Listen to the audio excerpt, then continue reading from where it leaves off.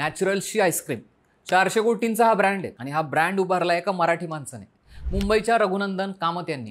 एक कमाल गोष्ट म्हणजे मार्केटिंगवर ते 1 रुपयाही खर्च करत नाही, तरी आईस्क्रीम एवढं का फेमस आहे? तर याची सुरुवात झाली जेव्हा रघुनंदन कामत आपल्या वडिलांसोबत आंबे विकायचे।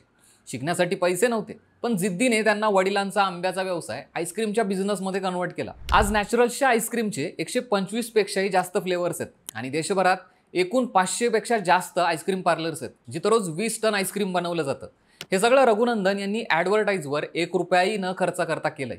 आईस्क्रीमचे फ्लेवर ओरिजिनल ठेवणं हेच त्यांच्या यशाचं रहस्य आहे। केमिकल्स आणि वेगवेगळ्या पावडर्सने बनवल्या जाणाऱ्या आईस्क्रीमच्या मार्केटमध्ये रघुनंदन कामत यांनी देसी आणि हेल्दी आईस्क्रीम बनवायला सुरुवात केली, ती मुंबईच्या जुहूमध्ये। एका छोट्या स्टॉलपासून मग हळूहळू मोठ्या स्टॉलमध्ये, नंतर आईस्क्रीम पार्लर, जुहूच्या त्या पार्लरमध्ये मग बॉलिवूडचे सेलिब्रिटी सुद्धा यायला लागले। त्यानंतर मग त्यांनी मुंबईतच 5 वेगवेगळ्या ठिकाणी ब्रांचेस काढल्या आणि सगळीकडे चव एकसारखी राहील याकडे लक्ष दिलं। याच चवीने आज नॅचरल्सची आईस्क्रीम भारतातच नाही तर परदेशातही फेमस झाली आहे।